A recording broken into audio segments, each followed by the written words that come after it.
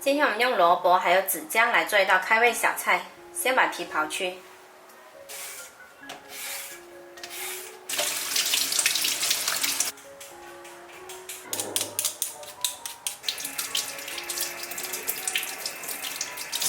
萝卜刨去皮后切成薄片，先对半切开。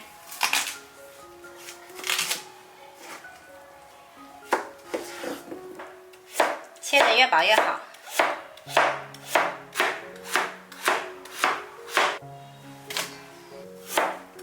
子姜也切成薄片。加入2小勺盐，抓捏均匀，腌20分钟，腌去辛辣味。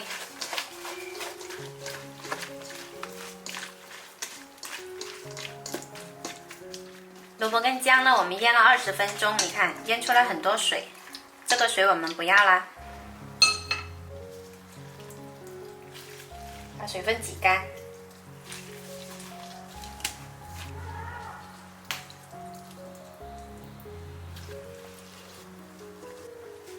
然后加入辣椒圈，1小碗白醋，小半碗白糖，拌均匀，腌制20分钟就可以吃了。子姜跟醋呢一浸泡，它会变成红色，这是正常的现象。子姜腌萝卜是一道特别爽口的开胃小菜，做法又简单，喜欢的朋友可以试一下哦。我是小坏，喜欢我的视频记得关注哦。